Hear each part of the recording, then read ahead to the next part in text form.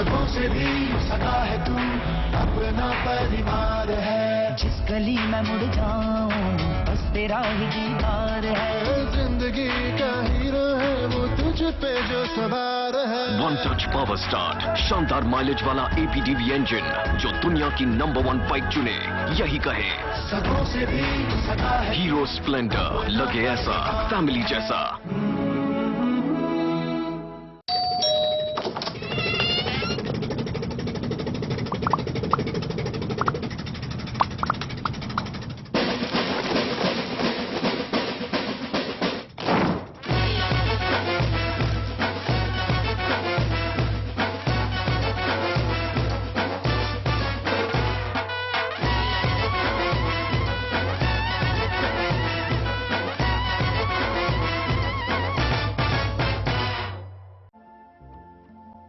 आपको लगता है कि क्या बीजेपी सरकारें ढंग से जो नक्सल समस्या से नहीं निपट?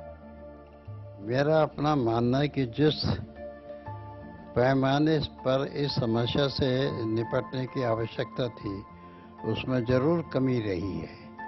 और चूंकि बस्तर जिले के विकास में कांग्रेस के शासनकाल में तो बहुत काम हुए। मोतीलाल वोरा के साथ पूरी बातचीत देखिए हमारे खास कार्यक्रम देश की बात में, शनिवार रात 8:30 बजे सिर्फ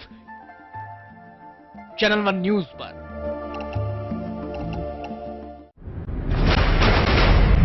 हर बड़ी खबर, खबरों के पीछे का खेल,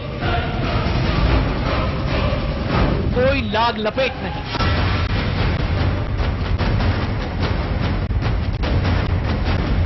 चैनल 1 रिपोर्ट जल्द सिर्फ चैनल 1 न्यूज पर।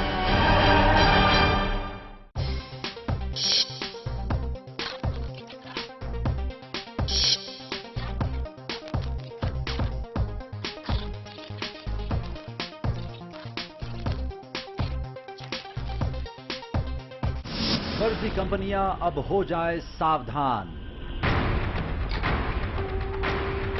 ट्रिपल एम इंडिया कंपनी का हो चुका है भांडाफोड़। चैनल 1 न्यूज की खबर के बाद पुलिस ने कसा ट्रिपल एम इंडिया पर शिकंजा। असम के बाद अब मुंबई पुलिस ने भी किया मामला दर्ज। ट्रिपल एम इंडिया के निदेशक हुए गिरफ्तार।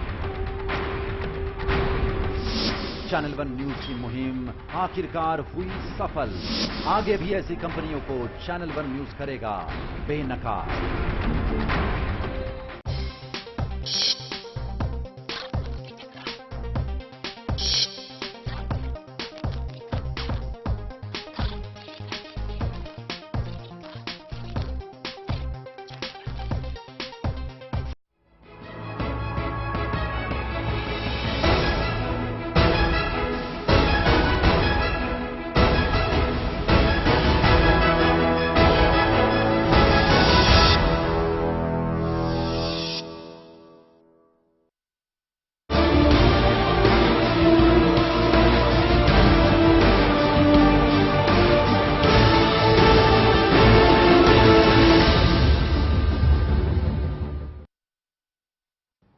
नमस्कार, मैं हूं शंकर एनिमेस। प्राइमेट में आपका स्वागत है।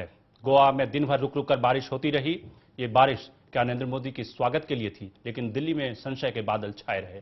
लाल कृष्ण आडवाणी की तबीयत अचानक खराब हो गई। उमा भारती बीमार हो गई, शत्रुघ्न सिन्हा नहीं पहुंचे। ये सारे नेता वो थे जो लाल कृष्ण आडवाणी के खेमे के हैं। तो सवाल ये है, क्या मोदी की राह में कितने रोड़े हैं?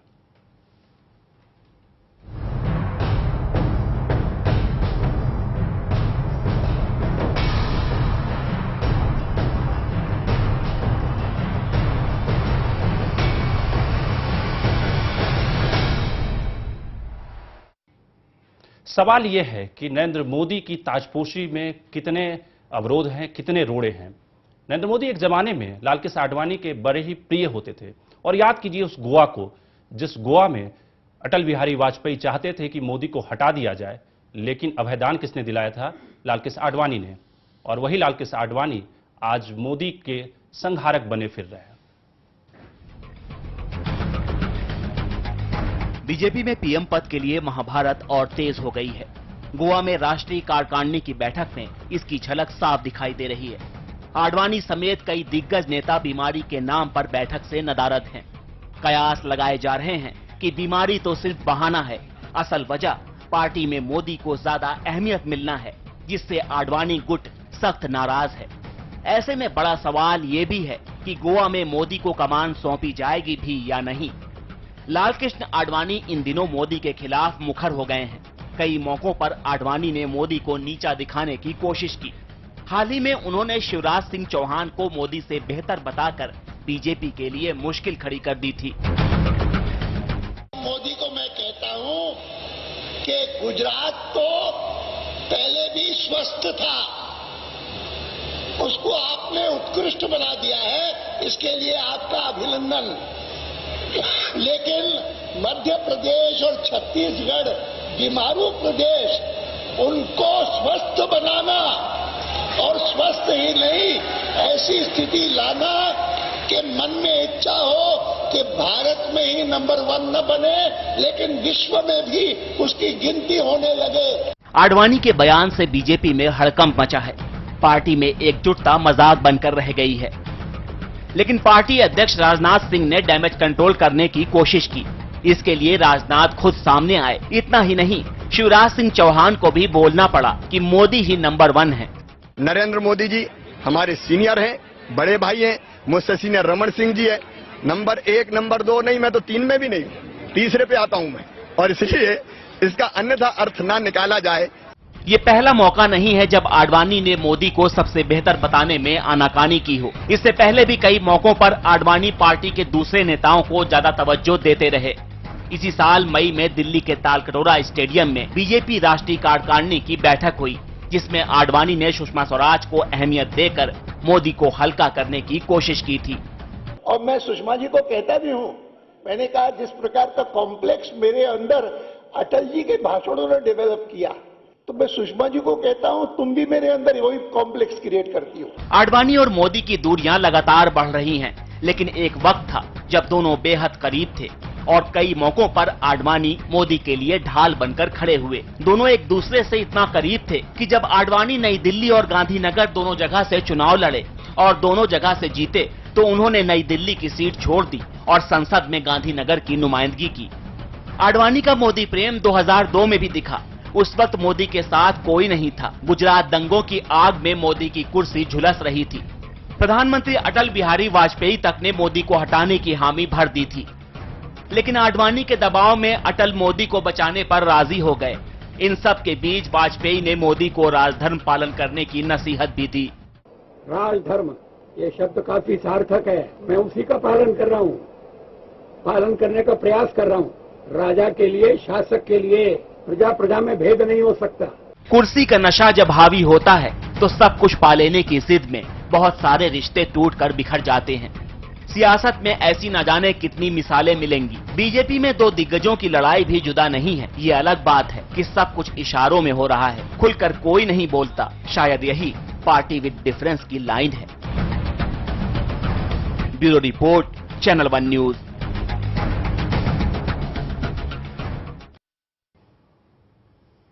इतिहास में ऐसे बहुत नज़ारे मिलते हैं जब सत्ता के लिए, सिंहासन के लिए बाप ने बेटों का कत्ल किया है, बेटों ने बाप का कत्ल किया है। सवाल यह है कि क्या लालकृष्ण आडवाणी नरेंद्र मोदी की ताजपोशी होने देंगे या मोदी अपने राह में बिछाए गए कांटे को अलग कर लेंगे। अगले 1 घंटे तक इस मुद्दे पर हम बहस करेंगे और हमारे साथ खास मेहमान जुड़ चुके हैं। बीजेपी से मनोज अरोड़ा हैं खास मेहमान हमारे साथ ही एसएल गुप्ता साहब हैं, ये भी बीजेपी से हैं। चूंकि हमने बीजेपी को प्रतिनिधित्व दिया है क्योंकि बीजेपी की राष्ट्रीय कार्य समिति गोवा में चल रही है और बीजेपी अपने को डिफेंड कर सके, बता सके। वरिष्ठ पत्रकार मधुसूदन आनंद साहब हैं, नवभारत टाइम्स के पूर्व संपादक रह चुके हैं, संपादक रहे हैं। और साथ ही बी अफजल साहब हमारे साथ कांग्रेस के प्रवक्ता जुड़ रहे हैं ओबी से।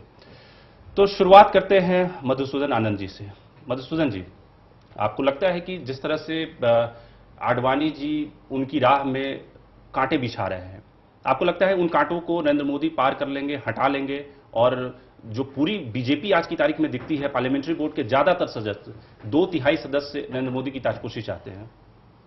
देखिए, सबसे बड़ा उसका जो पहला टेस्ट है वो इस रूप में सामने आएगा कि गोवा में जो कार्यकारिणी की बैठक है उसमें क्या नरेंद्र मोदी को चुनाव समिति का अध्यक्ष बनाया जाता है, नहीं। आडवाणी जी ने एक प्रपोजल दिया है कि विधानसभाओं के लिए एक दूसरी चुनाव समिति बनाई जाए।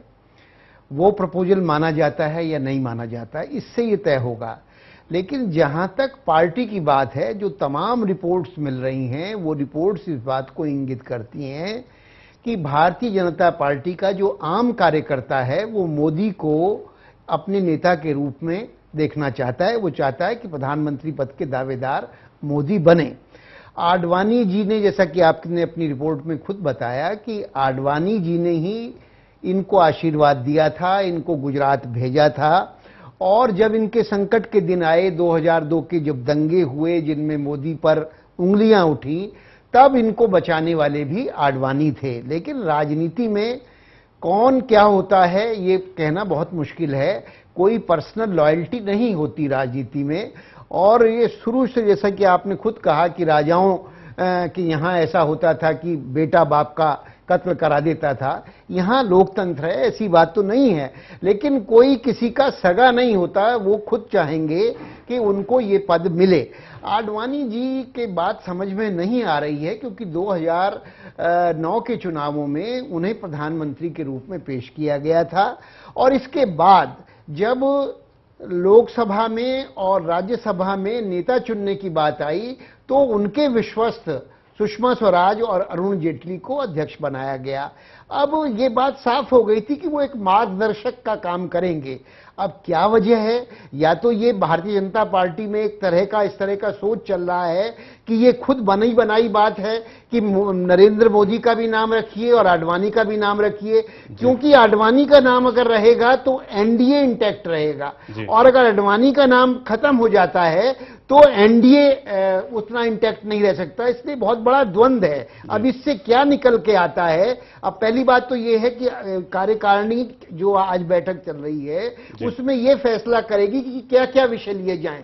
अब ये विषय कल आएगा भी या नहीं आएगा, अभी ये कहना भी बहुत मुश्किल है कि चुनाव समिति की अध्यक्षता इनको दी जाए।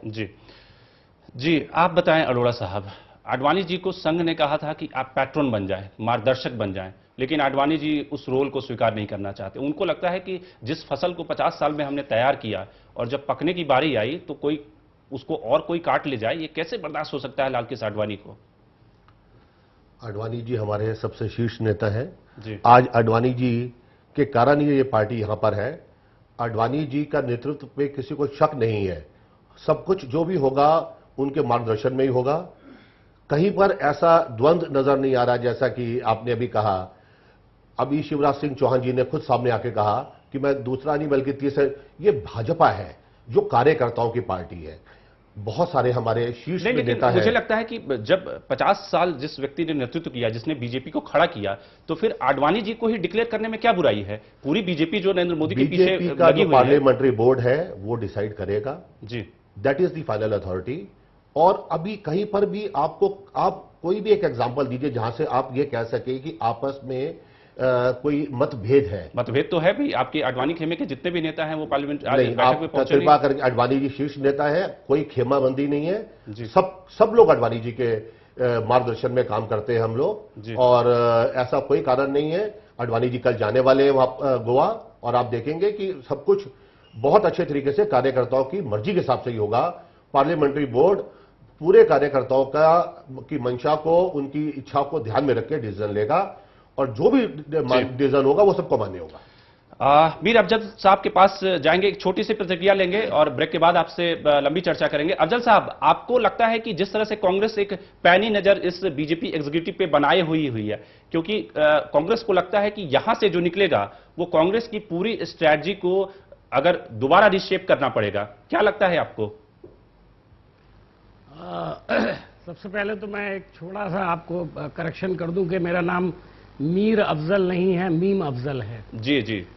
दूसरी बात यह कि आपने जो कुछ भी कहा और मैंने अभी दो लोगों को सुना जी, मैं उसमें, देखिए ये भारतीय जनता पार्टी का अंदरूनी मामला है जी, लेकिन जाहिर है कि जब दो देश की एक बड़ी पॉलिटिकल पार्टी में कुछ होता है तो दूसरी पॉलिटिकल पार्टीज भी उसकी तरफ देखती हैं और उससे बहुत कुछ अध्ययन करती हैं। मुझे ये कहने में कोई आर नहीं कि आज जो सुबह से शाम तक चैनल्स पर चला है जी। इससे एक इम्प्रेशन जो गया है और मजाक में लोगों ने कहना शुरू किया है कि भारतीय जनता पार्टी नहीं है बीजेपी, बल्कि ये बीमार जनता पार्टी हो गई है जी। जिस तरह से लोग आज वहां से एब्सेंट हुए हैं और कई बड़े नेता। अभी एक और चैनल पर कोई बीजेपी के नेता कह रहे थे कि भाई एक दो के जाने से क्या होता है अगर ना आए तो मुझे बड़ा हैरत हुई कि भारतीय जनता पार्टी के इतने वरिष्ठ नेता को एक दो में शुमार कर रहे हैं बहुत सारे लोग, तो ये मेरा ख्याल है उनके साथ नाइंसाफी है। दूसरी बात ये कहना कि कोई मतभेद नहीं है जी। अभी आपने शिवराज सिंह चौहान और मोदी की तुलना वाला बयान आडवाणी जी का सुना, और आडवाणी जी इतने सीनियर लीडर हैं, देश के सीनियर लीडरों में उनका शुमार होता है। अफजल साहब आपको 2 मिनट के लिए रोकना चाहूंगा। हम इस बीमारी का इलाज भी खोजेंगे जो आप कह रहे हैं कि अचानक से सारे नेता बीमार हो गए। एक छोटा सा ब्रेक लेना होगा, कमर्शियल ब्रेक है, मजबूरी है, और ब्रेक के बाद तुरंत लौटते हैं और हम चर्चा करेंगे इस बीमारी की वजह क्या है।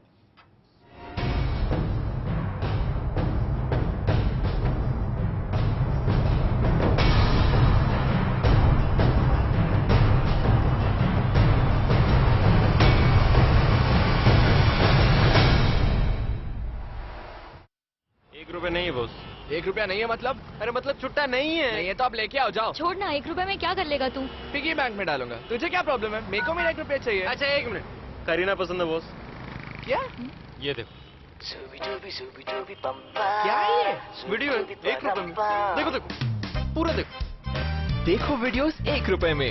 52010 पे कॉल करो, क्लिक करो, चूज करो, एंजॉय करो। 1 रुपए में फुल मस्ती। ऐसा घर आपने नहीं देखा होगा। संभाल के, पोछा मारा अभी। आइए। ओ भाई साहब ये देखिए हॉल, ये देखिए चिल्ड्रंस रूम, देखिए कितना बड़ा है। आपके बच्चे खेलते खेलते थक जाएंगे। हो गया, मजे ले लिए। आइए। और यह है बेडरूम, इसकी खिड़की से तारे दिखते हैं, तारे। आपको क्या लगा प्रॉपर्टी डीलर हुआ? अरे आपको अपना घर दिखा रहा था। Pearls infrastructure. हम जानते हैं कि घर अरमान, उम्मीदों और सपनों का बना होता है, तभी तो हम घर बनाते हैं, जिंदगियां बनाते हैं। अक्षय बाथरूम कब धोगे? आज संडे है ना। तो आपको लगता है कि क्या बीजेपी सरकारें ढंग से जो नक्सल समस्या से नहीं निपट?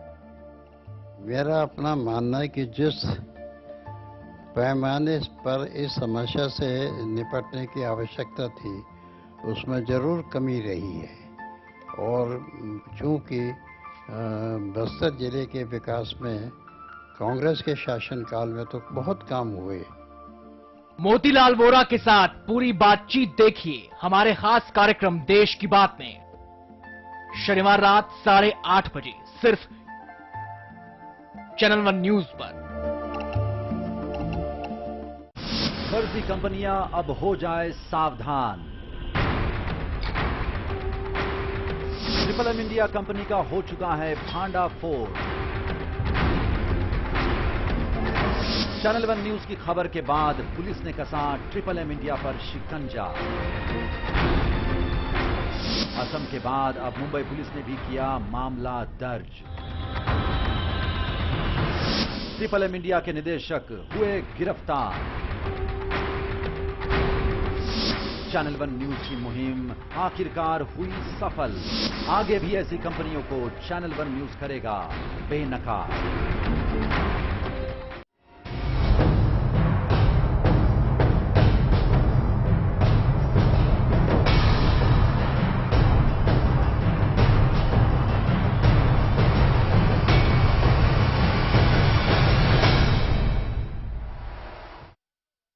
We have galaxy of leaders, and all leaders are not come from one family. So I can appreciate Congress helplessness that they have to find a leader in one family only. Mr. Advani, I have received confirmation of his arrival in Goa. I understand that there are many people who are looking forward to creating controversies because they profit from it.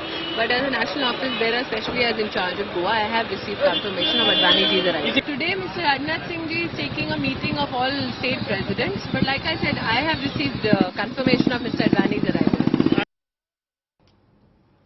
तो BJP नेता सफाई दे रहे हैं, वो कह रहे हैं कि कल आडवाणी आएंगे। हालांकि ये भी सच है कि जो पदाधिकारियों की बैठक शुरू होनी थी 3 बजे, वो 4 बजे शुरू हुई और सुषमा स्वराज गोवा में रहते हुए नहीं पहुंची बैठक में, 1 घंटे लेट से पहुंची और सुषमा स्वराज को आडवाणी को मनाने के लिए फोन करना पड़ा और तब आडवाणी ने सहमति दी कि वो कल आएंगे। अभी 2 दिन बाकी हैं और क्या घटेगा इस मुद्दे पे बातचीत करने के लिए हमारे सारे मेहमान बने हुए हैं। गुप्ता साहब, आपसे जानना चाहूंगा कि आपको लगता है कि जो अचानक बीमार होना ये वेल प्लान्ड स्ट्रेटजी के तहत था या इसको हम लोग एक एरर फैक्टर दे दे कि नहीं 200 कार्य समिति के सदस्य हैं उसमें 2-4 बीमार हो जाए तो इसको बड़ी बात नहीं माननी चाहिए? आप बिल्कुल सही कह रहे हैं, बीमारी अचानक ही होती है जी। और अगर कुछ लोग, मैं नहीं समझता कि ये पहली बार है जी, अगर कार्यकारिणी हो रही है और कार्यकारिणी में 2 सदस्य हैं और 10 सदस्य, ऐसा भी हुआ है कि 10 सदस्य पहली बार नहीं बहुत बार नहीं गए, अचानक इसको कितना महत्वपूर्ण मुद्दा बनाया जा रहा है ये मेरी समझ में नहीं आ रहा। जी, एक ही पैटर्न के नेता है ना, एक ही खेमे के साथ ज्यादातर नेता है, शत्रुघ्न सिन्हा, उमा भारती। मेरे दोस्त ने अभी कहा हमारे यहाँ सिर्फ एक खेमा है, वो हमारे भीष्म पितामह आडवाणी जी का खेमा। तो आडवाणी की तो आप लोग सुन नहीं रहे ना, आप लोग नरेंद्र मोदी को प्रोजेक्ट कर रहे हैं। नहीं, प्रोजेक्शन किस बात का प्रोजेक्शन? हमारे जो अगर एक हमारे शीर्ष नेता हैं तो इसके साथ जो दूसरे नेता हैं उनका भी प्रोजेक्शन ही होगा जी। कहीं ना कहीं अगर वो आगे आएंगे लाइमलाइट में तभी उनका शीर्ष नेता आगे बनेंगे। आडवाणी जी आज हैं। तो आप ये कह रहे हैं कि लालकृष्ण आडवाणी प्रधानमंत्री पद के उम्मीदवार हैं 2014 के लिए? ये तो पार्लियामेंट्री बोर्ड डिसाइड करती है, ये कार्य पार्लियामेंट्री बोर्ड का है, वो क्या डिसाइड करती है क्या नहीं करती। नंबर 1, पार्लियामेंट्री बोर्ड डिसाइड करेगी कौन लड़ेगा चुनाव, किसके नेतृत्व में चुनाव लड़ेगा, और इसके बाद तो प्रक्रिया शुरू होती है जब रिजल्ट आते हैं, फिर वो चुनते हैं। वो एक डेमोक्रेटिक सिस्टम है, डेमोक्रेटिक सिस्टम में जिसको भी आप लेके आएंगे उस समय वो चुने हुए मेंबर पार्लियामेंट अपना प्रधानमंत्री चुनेंगे। मधुसूदन जी, आपको लगता है कि जितनी आसानी से गुप्ता साहब ये सारी बातें कह रहे हैं उतना ही आसान प्रक्रिया है? क्योंकि वहां पे चालें चली जा रही है, मोहरे बदले जा रहे हैं। राजनाथ सिंह जी की प्रायोरिटी ये है कि आज की तारीख में वो नरेंद्र मोदी के नजदीक आकर जो रोल आडवाणी और वाजपेयी का था, जिस तरह से 95 में आडवाणी जी ने वाजपेयी को आगे किया था, राजनाथ सिंह वो भूमिका चाह रहे हैं। सुषमा जी की अलग प्रायोरिटी है, अरुण जेटली अलग अपना दांव खेल रहे हैं, तो सब अपने अपने दांव, अपने अपने मोहरे चल रहे हैं। इतनी आसान सी बात नहीं लग रही। देखिए, ये बात तो सही है कि जो तमाम प्रेस रिपोर्ट छपती रही हैं वो इस बात की ओर इंगित करती हैं कि भारतीय जनता पार्टी को गुटवाद या गुटबाजी की एक तरह की बीमारी लग गई है, उसका कुछ इस मामले में कांग्रेसीकरण हुआ है।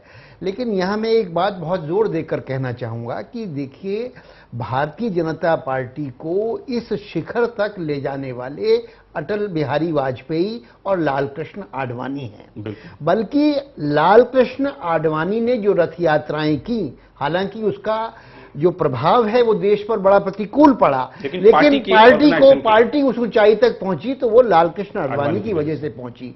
तो चाहे कुछ हो जाए, उनको प्रधानमंत्री बनाए ना बनाए, वो मुंह फुलाए घूमते रहें, लेकिन वो कभी भी पार्टी के विरोध में कोई काम करने वाले, अगर ये कांग्रेस सोच रही है कि लालकृष्ण आडवाणी कांग्रेस की तरह यहां कुछ विभाजन पैदा कर देंगे या कोई विघ्न संतोष पैदा कर देंगे, तो वो स्थिति नहीं होने वाली। लेकिन हाँ, ये बात बिल्कुल सही है कि जो संघ है और जो पार्टी का आम कार्यकर्ता है वो ये सोचता है, अगर आप ब्लॉग्स देखें आज और वेबसाइट्स पे जाएं तो आप देखेंगे, ट्विटर पे जाएं तो देखेंगे कि तमाम जो लोग हैं वो ये चाहते हैं कि एक उत्साह के साथ हम लोकसभा चुनावों में जाएं और मोदी को कुछ ना कुछ यहां मिल जाए, वो ये चाहते हैं। उनका कोई आडवाणी के प्रति बैर भाव नहीं है, वो उनको एक बड़े नेता मानते हैं। तो ये जो, जैसा कि मैंने पहले कहा, ये एक स्ट्रेटेजी के तहत हो सकता है। आडवाणी जी ने ये बात कही थी कि मेरा काम सिर्फ यही नहीं है कि पार्टी को आगे ले जाऊं, बल्कि ये भी है कि जो एनडीए है वो इंटैक्ट रहे और उसमें उसका विस्तार हो। तो अगर विस्तार करना है तो वो मोदी के नाम पे तो विस्तार नहीं होगा, आडवाणी के नाम पर विस्तार होगा। तो इसलिए ये हो सकता है कि ये पार्टी ने अंदरूनी ये राजनीति बनाई हो कि एक तरफ आडवाणी उस दिखाई दें कि वो इससे नाराज हैं मोदी के बनाए जाने से, लेकिन अंदर खाने वो नाराज नहीं हो, ये एक ऐसा हो सकता है। मधुसूदन जी का एक आकलन है, उनको लगता है कि एक स्ट्रैटेजी ये भी है। अफजल साहब, आपको लगता है कि सचमुच यही बात है बीजेपी में, या फिर मोदी जी की महत्वाकांक्षा इतनी आगे जा चुकी है कि वो पीछे लौटने को तैयार नहीं है और आडवाणी भी उनको लगता है कि देखिए, मैं आपकी इस बात से बिल्कुल इत्तेफाक नहीं करता कि मोदी बहुत आगे चले गए हैं। जी, ये मीडिया हाइप है जी। अभी जो चुनाव हुए हैं, कर्नाटक में मोदी हारे हैं और अभी सिर्फ गुजरात जीते हैं। उत्तर प्रदेश में एक सीट थी वो हारी बीजेपी। बिहार के अंदर नीतीश नहीं हारे, मेरे नजदीक भारतीय जनता पार्टी हारी है और मोदी जी हारे हैं। और उसके अलावा बंगाल के अंदर भी हारे हैं। तो ये सिर्फ हारने, सिर्फ मोदी जो है गुजरात के लीडर के बाहर। पहले मेरी बात सुन लीजिए आप, पहले मेरी बात सुनिए। देखिए, बीच में अगर आप टोकेंगे तो फिर मेरा कोई फायदा नहीं बात करने का। जी जी, बताएं। मेरा ये मानना है कि आडवाणी जी मोदी से बड़े नेता हैं जी। और उन्होंने स्पष्ट रूप से एक मैसेज दिया। अभी आपने दिखाया था कि अटल जी ने मोदी जी के बारे में एक बात कही थी और उनको एक मशवरा दिया था कि उन्हें राज धर्म निभाना चाहिए। और उस वक्त इतने बड़े बड़े दंगे हुए थे, लेकिन उस वक्त सपोर्ट में खड़े हुए थे आडवाणी जी मोदी जी की। जी। मुझे लगता है कि वो आज उस गलती को दुरुस्त करना चाहते हैं और वो ये चाहते हैं कि कोई ऐसा आदमी आगे जो राज धर्म निभाना जानता हो। जी। और शायद उन्होंने अपने कुछ गलतियों को भी महसूस किया है और मैं समझता हूं कि मोदी जी के खिलाफ एक तरह से उन्होंने एक मैसेज दिया है देश के अंदर आज ना वहां पर जाकर के और इससे पहले बोल करके कि उनको मोदी मंजूर नहीं है। जी।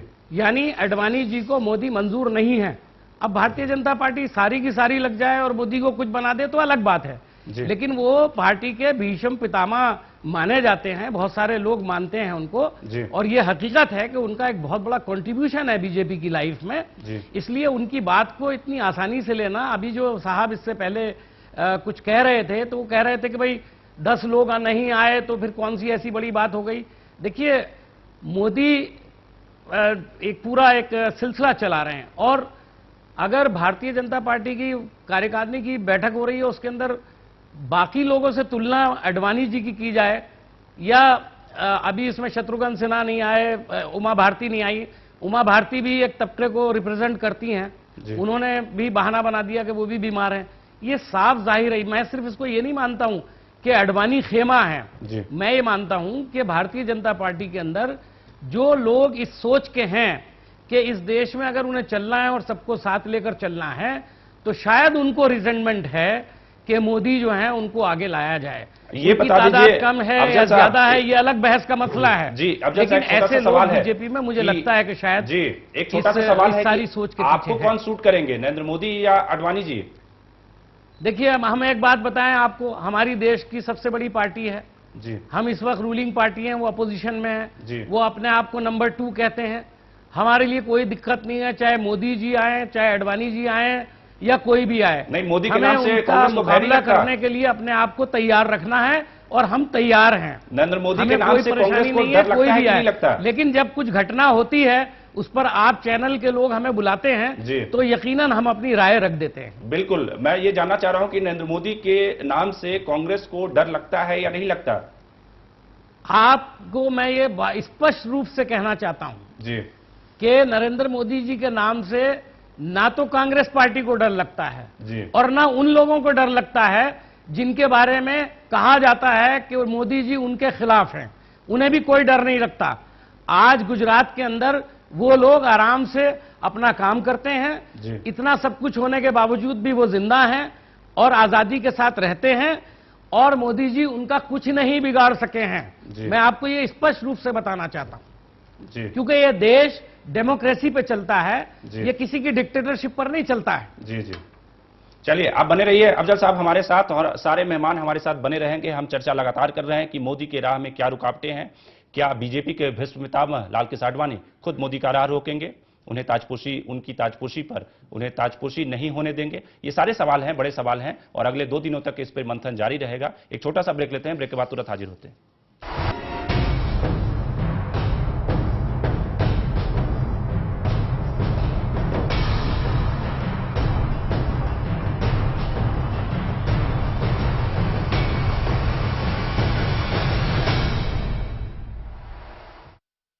आपने नहीं देखा होगा, संभाल के पोछा मारा अभी। आइए, ओ भाई साहब ये देखिए हॉल, ये देखिए चिल्ड्रंस रूम, देखिए कितना बड़ा है। आपके बच्चे खेलते खेलते थक जाएंगे। हो गया, मजे ले लिए। आइए, और यह है बेडरूम, इसकी खिड़की से तारे दिखते हैं, तारे। आपको क्या लगा प्रॉपर्टी डीलर हूँ। हाँ, अरे आपको अपना घर दिखा रहा था। Pearls infrastructure. हम जानते हैं कि घर अरमान, उम्मीदों और सपनों का बना होता है, तभी तो हम घर बनाते हैं, जिंदगियां बनाते हैं। अक्षय बाथरूम कब धोगे? आज संडे है ना। सगों से भी सगा है तू, अपना परिवार है। आज और कल दोनों हमने तेरे साथ देखे हैं। तू चले जब साथ तो खुशी के ठिकाने मिलते हैं। वन टच पावर स्टार्ट शानदार माइलेज वाला APDV इंजन जो दुनिया की नंबर 1 बाइक चुने, यही कहे सगों से भी सगा है। हीरो स्प्लेंडर, लगे ऐसा फैमिली जैसा।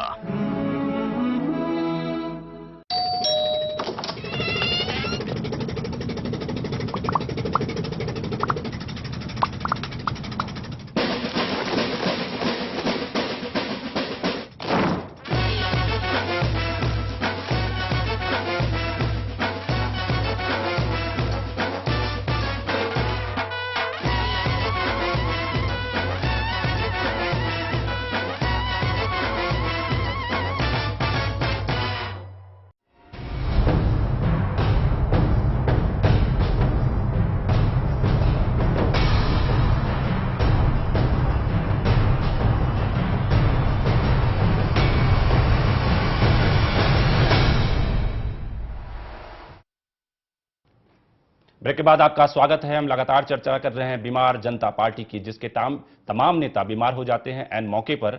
और सवाल यह है कि क्या किस तरह से आगे बीजेपी बढ़ेगी, क्या बीजेपी नरेंद्र मोदी के नाम की घोषणा करती है 9 तारीख को, ये बड़े सवाल हैं। मनोज साहब, आपको लगता है कि जिस तरह से इवेंट्स हो रहे हैं, जिस तरह से सीक्वेंस हो रहे हैं, जो बैठक हुई आज पदाधिकारियों की बैठक थी, उस पर कोई बहुत ज्यादा फैसला नहीं हो सका, उस पर चर्चा नहीं हो सकी। हालांकि पहली बार ऐसा हुआ कि पदाधिकारियों की बैठक में पार्लियामेंट्री बोर्ड के जो मेंबर्स थे उनको भी बुलाया गया था।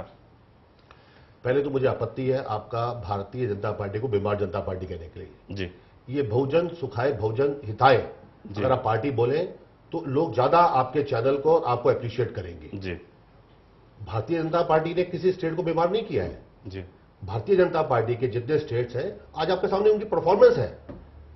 आज ये किसी परिवारवाद वाली पार्टी नहीं है कि जहां पे एक ही नाम चलेगा। यहां पर चर्निंग चलती है। यहां पर आज नजर आ रहा है कांग्रेस कितनी नर्वस है। आज अडवाणी जी के किसी कारण से ना जाने के कारण, तबियत ना ठीक होने के कारण, ना जाने से कांग्रेस के अंदर इतने इशू, कांग्रेस को कोई और इशू ही नहीं है। पार्टी बहुत सुचारू रूप से चल रही है। आप वो ज्यादा नर्वस है। आप देखेंगे आपको कांग्रेस पार्टी को कहीं दूर दूर तक भी नर्वस नहीं है। आप सुबह से हमारे 3 प्रवक्ताओं को सुन चुके हैं। नहीं, कहीं दूर दूर तक कोई नर्वस नहीं। आप अपना झगड़ा निपटाइए। हमें हमारे यहाँ कोई झगड़ा नहीं है। अपने आपको देखने के लिए हमारे यहाँ कोई झगड़ा नहीं है। और आज सबसे बड़ी दिक्कत वाली बात तो ये कांग्रेस के लिए ये अरे है, झगड़ा नहीं होता तो आपको सफाई कहां देनी पड़ती? भारतीय जनता पार्टी अडवाणी जी ने बोला है, वो तो सफाई दे नहीं रहे। कभी राजनाथ जी सफाई देते हैं, कभी आप लोग सफाई देते हैं। सारे टीवी चैनल्स के ऊपर परेशान है भारतीय जनता पार्टी। भारतीय जनता पार्टी मुद्दों पर चुनाव लड़ेगी। जो कांग्रेस की जो करप्शन है, जो कांग्रेस ने देश के अंदर यूपीए 1 यूपीए 2 ने का पूरा हिसाब देना पड़ेगा। भारतीय जनता पार्टी पूरा हिसाब लेगी। आज देश की जनता त्रस्त है, वो आप लोगों से पूरा हिसाब लेने वाली है। हिसाब और जनता से हमने ले लिया और दोबारा उससे भी ज्यादा वोटों से जीत कर आए थे।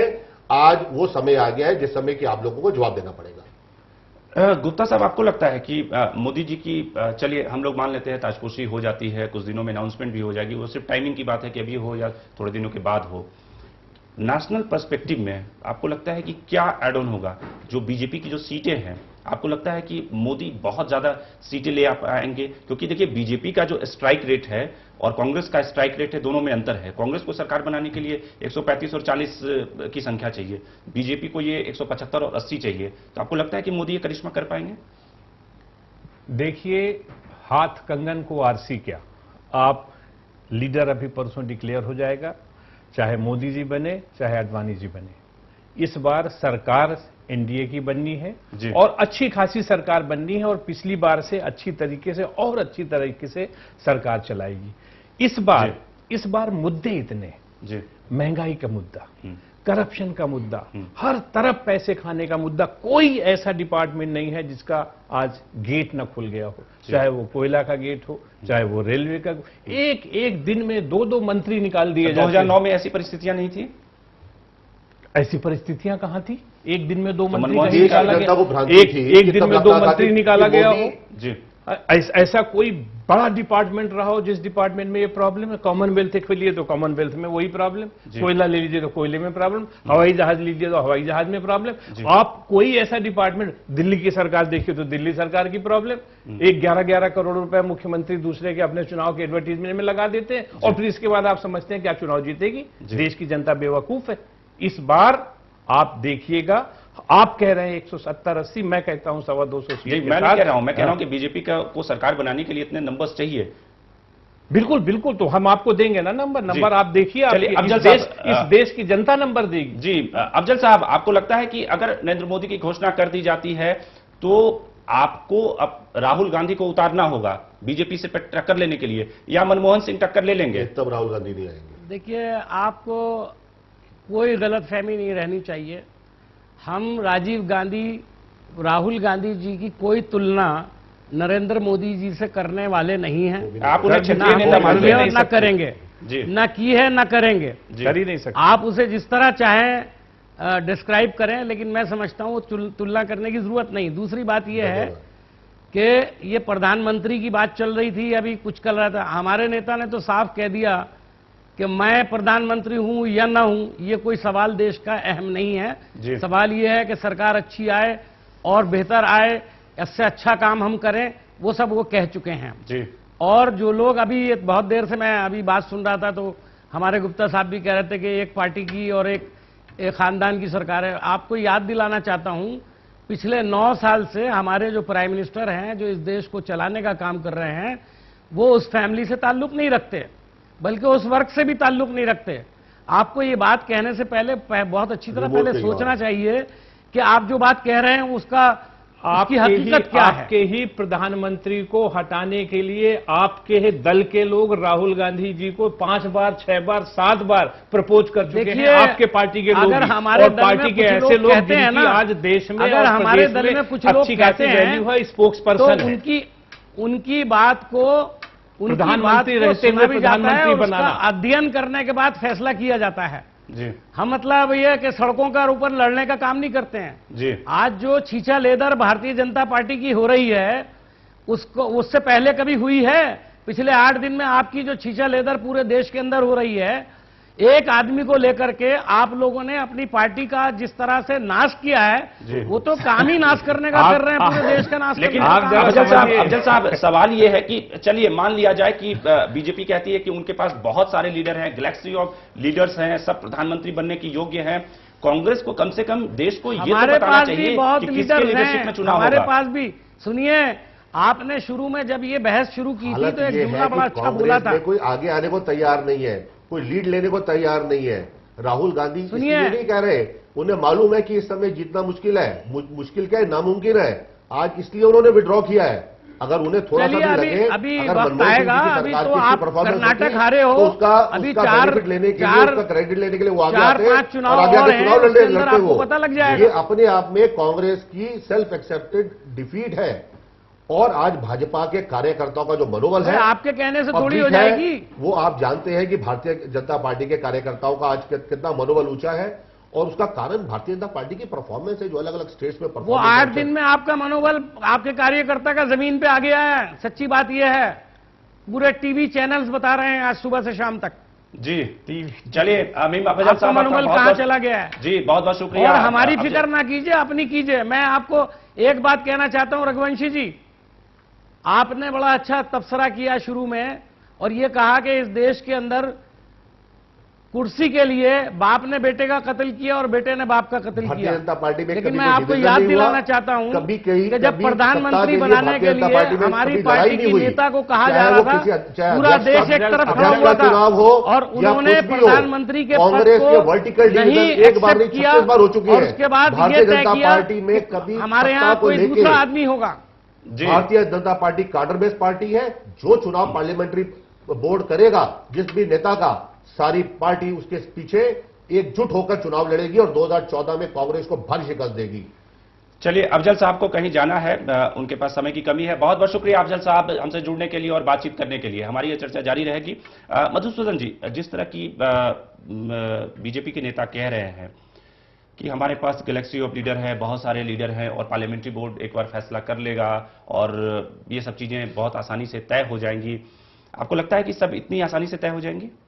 नहीं, आसानी से तो चीजें तय नहीं होंगी, क्योंकि ये चाहे, जैसा मैं शुरू से कह रहा हूं, चाहे ये स्ट्रेटेजी के तौर पे अपनाया गया हो या स्वतः स्फूर्त हो, लेकिन ये बात सही है कि अभी इस द्वंद्व को दिखाया जाना है कि पार्टी में एक नहीं दो लोग हैं जो प्रधानमंत्री पद के दावेदार हैं। अनेक है। ये दिखाया जाना बहुत जरूरी है भारतीय जनता पार्टी में। देखिए, कैलिबर की बात आप छोड़ दीजिए, और आप जो अभी कह रहे थे, मैं आपको खंडन नहीं करना चाहता, मैं इन तरह की बात में नहीं पढ़ना चाहता कि भारतीय जनता पार्टी में कभी विभाजन नहीं हुआ।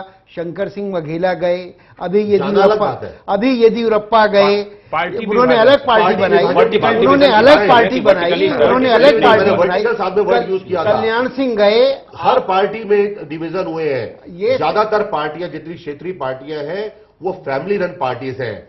यूपीए क्या है? यूपीए उन सब पार्टियों का गठबंधन है जो सबके सब कांग्रेस समेत फैमिली रन है। अभी आप कांग्रेस की मनमोहन सिंह की बात कर रहे थे, कौन नहीं जानता कि उनको रिमोट कंट्रोल से चल रहे वाले हैं। मैंने तो खैर मनमोहन सिंह की बात नहीं की, लेकिन मैं बता रहा हूं कि जो एक अनुशासित पार्टी के कहा जाता था, वो अनुशासित पार्टी भारतीय जनता पार्टी नहीं रही है, अब नहीं रही है। और एक बात और सुनिए कि अभी ये कह रहे हैं कि ये बात सही है कि मोदी ज्यादा से ज्यादा सीटें ला सकते हैं और नेताओं की तुलना में, लेकिन ये भी नहीं भूलना चाहिए कि देखिए, कर्नाटक में चुनाव हुए, वहां का रिजल्ट क्या रहा, उससे पहले हिमाचल प्रदेश में हुए, वहां क्या रिजल्ट रहा, उससे पहले उत्तराखंड में हुए, वहां का रिजल्ट क्या रहा। तो ये बात, इसको ये है कि अभी जितने चुनाव सर्वेक्षण हो रहे हैं उसमें ये बात साफ निकल के आ रही है कि भारतीय जनता पार्टी राजस्थान, मध्य प्रदेश तो आगे की बात तो भी मत करिए ना आप भविष्यवक्ता है ना मैं भविष्यवक्ता हूं। आगे की बात छोड़ दीजिए, अभी जो बात सतह पे है उसको देखिए।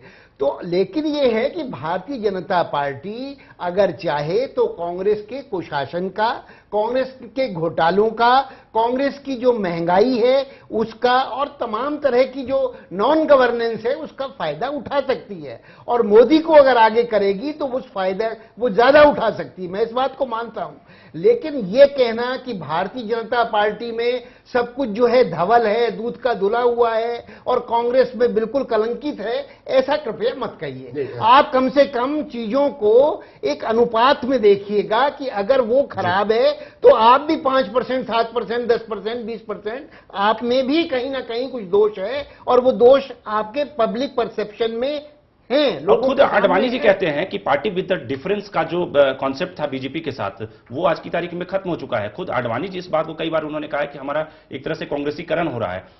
मधुसूदन जी, जो आपने आर्गुमेंट दिया, बीजेपी के और नरेंद्र मोदी के बड़े ही खास नेता हैं अमित शाह, तो उनसे मैं कल बात कर रहा था, उनका कहना था कि एक आकलन था कि जो अगर इस आर्गुमेंट को मान लिया जाए कि बीजेपी स्ट्रेटजी के तहत ये चाहती है कि एक आडवाणी के रूप में चेहरा हो, दूसरा मोदी के रूप में चेहरा हो, उनका कहना था कि अगर किसी व्यक्ति को आप कैंपेन कमेटी का चेयरमैन बनाते हैं और वो अगर सीटें ले आता है, तो क्या आपको लगता है कि वो सीटें लाने के बाद खुद प्रधानमंत्री नहीं बनेगा? वो तो निश्चित रूप से बनेगा। और देखिए, ये तो बिल्कुल साफ है चीजें कि क्या इशारा कर रही हैं कि अमित शाह को उत्तर प्रदेश का प्रभार दिया गया, बिल्कुल, और मीडिया ने ये कहा कि साहब ये तो मोदी की चाल सफल हो गई और आडवाणी जी रह गए। अरे वो उससे पहले ये सब जानते हैं, प्रेस में आ चुका है, रिपोर्ट छप चुकी है कि वो आशीर्वाद लेने अमित शाह गए थे आडवाणी जी से। तो मैं ये कह रहा हूं, जो मैं इस बात में बहुत ही सोच समझ के ये बात कह रहा हूं कि राजनीति में बहुत सारे कदम एक साथ उठाए जाते हैं। ये जो द्वंद्व दिखाया जा रहा है दोनों का, ये जानबूझ के एक सुचिंतित नीति हो सकती है और नहीं भी हो सकती, दोनों बातें हो सकती हैं, लेकिन इससे पार्टी को फायदा होगा, इसलिए ये ज्यादा मुझे सही लगती है। मधुसूदन जी को कहना चाहूंगा, भारतीय जनता पार्टी वो पार्टी है, अगर किसी पे कुछ आक्षेप लगा है तो उनको वहां से पद से हटाया गया।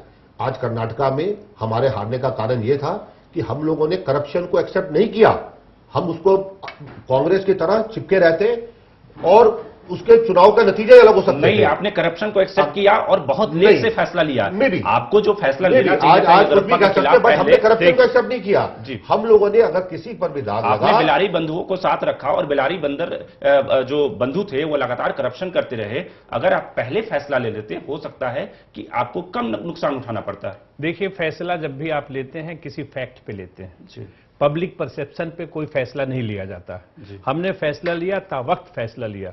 पर आप कांग्रेस के बारे में देखिए, आज दिल्ली की सरकार है, एक से एक घोटाले प्रतिदिन होते जा रहे हैं। 5 वर्ष 4.5 वर्ष हो गए, कांग्रेस ने तो कोई फैसला नहीं लिया।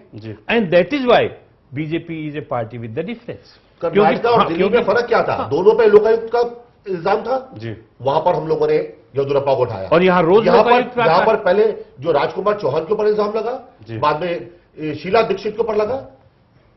कोई डिसीजन लेने वाला नहीं है, कोई किसी को शुंगलू कमेटी डायरेक्टली इन्फेक्ट कर चुकी है, कोई मतलब नहीं।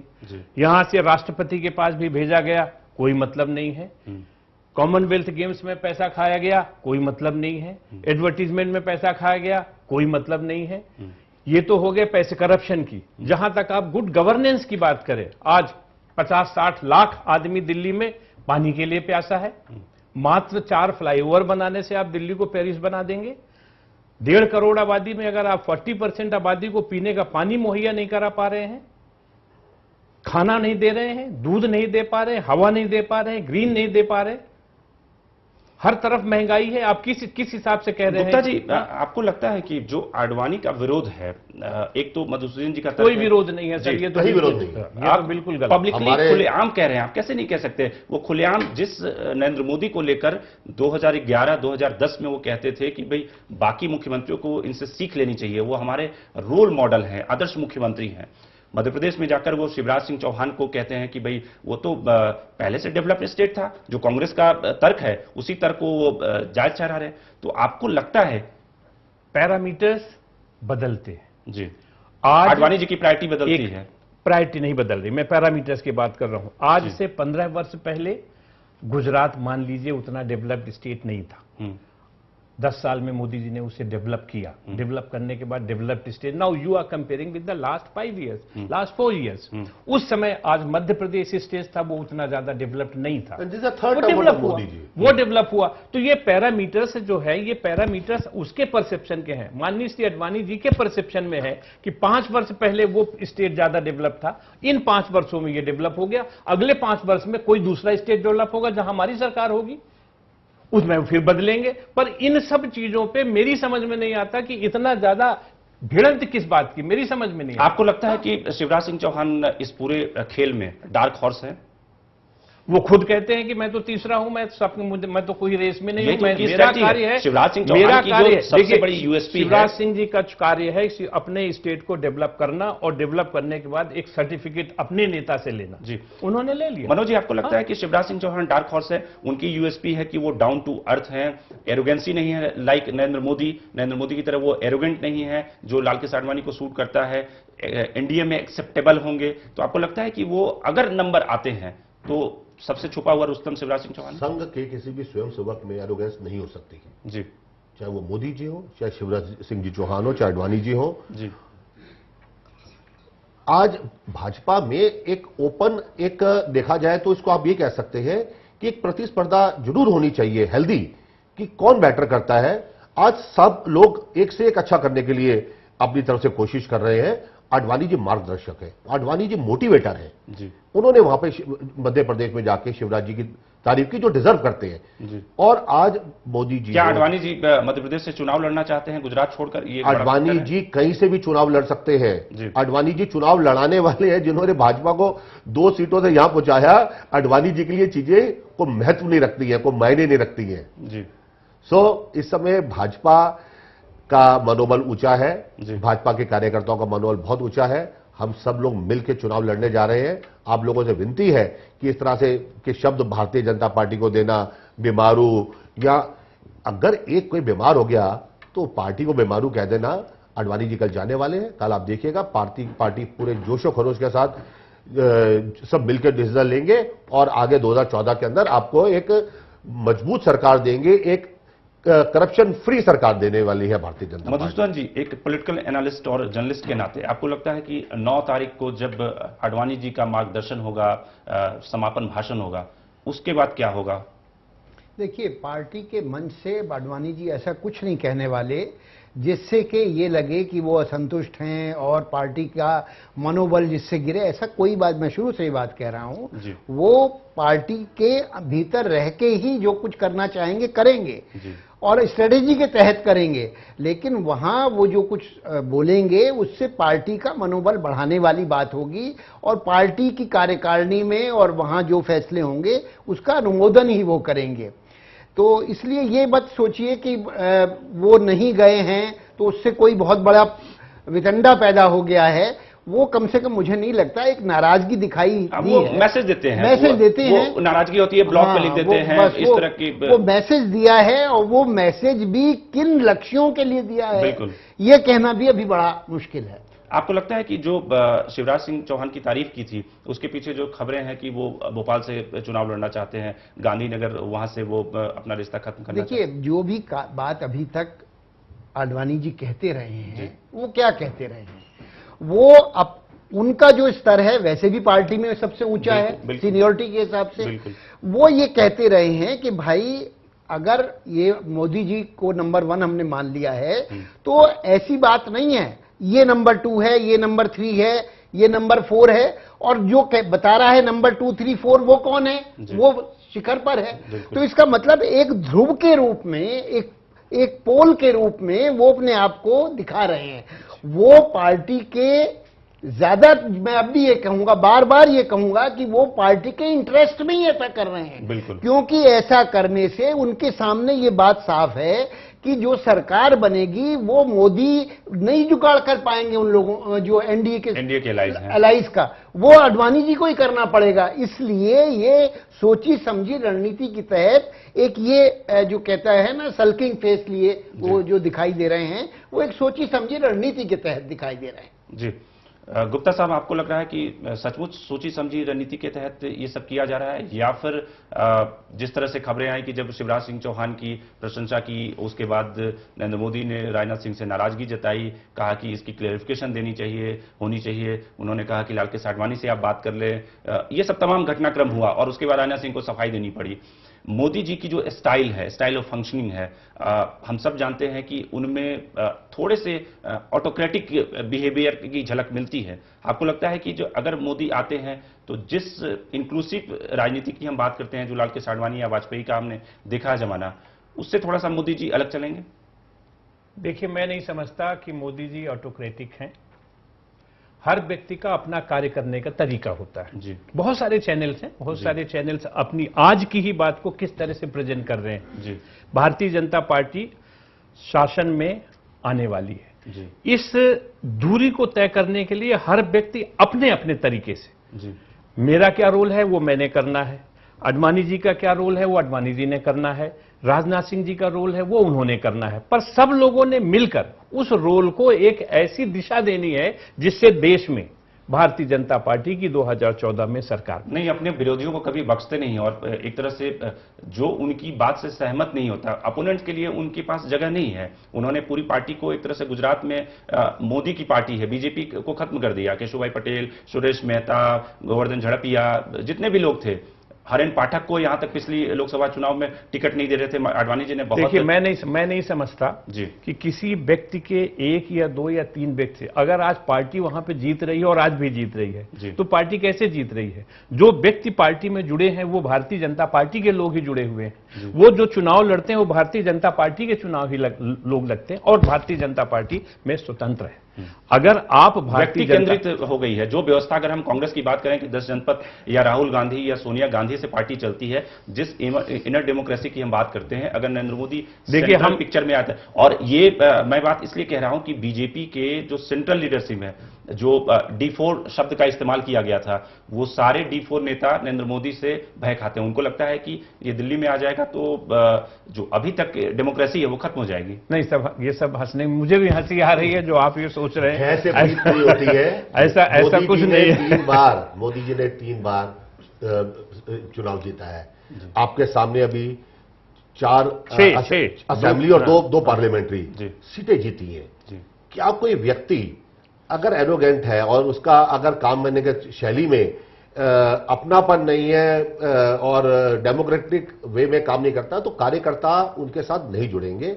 आज कार्यकर्ता मोदी जी को, आडवाणी जी को, अरुण जी को, सुषमा जी को, राजनाथ जी को, गडकरी जी को, हम सब लोग उनका आदर मान करते हैं। हमारा वी आर लकी कि हमारे पास इतना अच्छा नेतृत्व है, हमारे साथ मार्गदर्शन है। आडवाणी जी हमारा अभी मुख्यमंत्रियों की बैठक हुई थी और नरेंद्र मोदी को आपने देखा होगा कि नरेंद्र मोदी जब जा रहे हैं और नीतीश कुमार खड़े देख रहे हैं, लेकिन मोदी साहब ने देखना तक गवारा नहीं समझा। मेरे ख्याल से विज्ञान भवन में थी वो और जहां पर बहुत बड़ी संख्या में लोग थे और आप एक क्लिपिंग दिखा रहे हैं। बहुत समय की बात है, इस बारे में मैं कुछ कमेंट नहीं करना चाहूंगा। आप लोग आप इसमें एडम करना चाहेंगे? नहीं, इसमें ऐसा है कि देखिए, मैं जिस अखबार में पहले काम करता था उसके फोटोग्राफर ने दोनों को पास पास थोड़ी दूरी पे देखा और उसने रिक्वेस्ट की कि आप कम से कम हाथ मिलाइए, मिलिए। तो उसकी रिक्वेस्ट करने पर दोनों ने हाथ मिलाया और मिले और वो ये बन गया कि साथ हो गए हैं। अब ये बात सही है कि वो अपने काम में लगे हुए हैं, वो अपने फैल में चले जा रहे हैं, तो इसका मतलब ये नहीं कि जानबूझ के उन्होंने इग्नोर किया है। पर ये ये छत्तीसगढ़ के जो ये कहीं ना कहीं से उनके साथ खड़े हुए थे। नहीं, ये कहीं ना कहीं से मोदी जी की पॉपुलैरिटी शो करती है कि कितने ज्यादा लोग सिर्फ इस बात से वो कब मुस्कुराते हैं, कब हंसते हैं, कब हाथ मिलाते हैं, कब राइट जाते हैं, कब लेफ्ट जाते हैं। पर वो राइट भी जाते हैं, लेफ्ट भी जाते हैं, मुस्कुराते भी और हाथ भी मिलाते हैं, क्योंकि वो देश को लीड करने वाले हैं। तो निश्चित तौर से वो आज you can not demand the respect, you have to command the respect. और भारतीय जनता पार्टी के जिन नेताओं के बारे में आप बात कर रहे हैं, दे कमांड ह्यूज रिस्पेक्ट। चलिए एक छोटी छोटी प्रतिक्रिया ले लेते हैं, समय की कमी है, कि क्या बीजेपी अनाउंस कर देगी नरेंद्र मोदी का नाम as a campaign committee chairman के रूप में? जब भारतीय जनता पार्टी के पार्लियामेंट्री बोर्ड को ठीक लगेगा, वो लोग सक्षम है अपने हिसाब से, तब वो फैसला करेंगे और जो फैसला करेंगे वो सबको मान्य होगा। गोवा में होगा या नहीं होगा ये समय बताएगा। ये इसके ऊपर कोई समय का प्रतिबंध आप नहीं लगा सकते। गुप्ता साहब,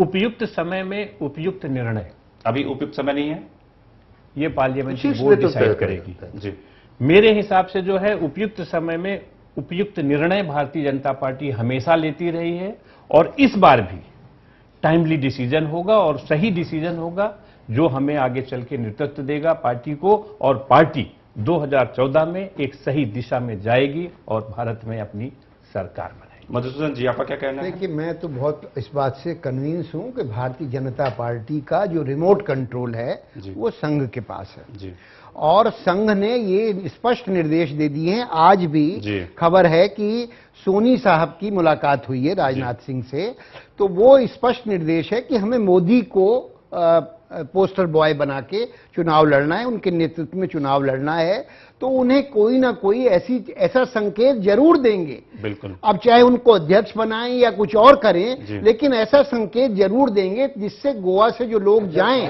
वो ये कैंपेन कमेटी के वो ये लेकर जाएं कि साहब मोदी जी आ रहे हैं। कुछ ना कुछ मोदी के बारे में इस कार्यकारिणी की बैठक में जरूर संकेत आएगा।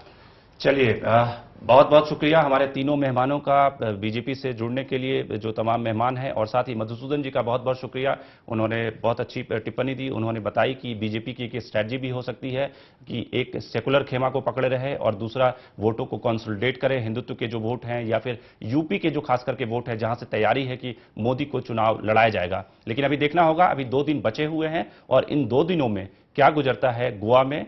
जो बारिश होती है वहां बादल आएंगे या फिर क्या स्थितियां होती है। बहुत बहुत शुक्रिया इस कार्यक्रम में जुड़ने के लिए। बाकी खबरों के लिए आप बने रहिए चैनल 1 पर।